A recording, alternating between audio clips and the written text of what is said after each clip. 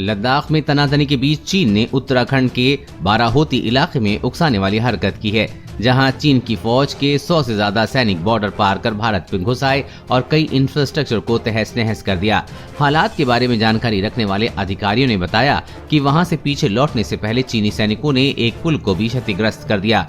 पूर्वी लद्दाख में सैनिकों की वापसी पर हो रही सकारात्मक प्रगति के बीच उत्तराखंड के इस इलाके में चीन के अतिक्रमण की कोशिश ने खतरे की घंटी बजा दी है। बाराहोती इलाके में पहले भी चीन की ओर से घुसपैठ की जाती रही है। सितंबर 2018 में भी ऐसी खबर आई थी कि चीनी सैनिकों ने यहां 3 बार घुसपैठ की थी। 1954 में ये पहला इलाका था जहां चीन के सैनिकों ने घुसपैठ की थी और बाद में दूसरे इलाकों पर कब्जा करने की कोशिश हुई और फिर 1962 की जंग लड़ी गई थी। 30 अगस्त को हुई इस घटना में फेस ऑफ की स्थिति पैदा नहीं हुई, क्योंकि जब तक भारतीय सैनिकों से उनका सामना होता पीएलए सैनिक वापस हो चुके थे। सुरक्षा सूत्रों ने इकोनॉमिक टाइम्स को बताया कि तुन ला पास के पार 55 घोड़े और 100 से ज्यादा सैनिक भारतीय क्षेत्र में 5 किलोमीटर से ज्यादा अंदर आ गए थे। पिछले कुछ वर्षों में इस इलाके में पीएलए की ओर से घुसपैठ की मामूली घटनाएं हुई हैं।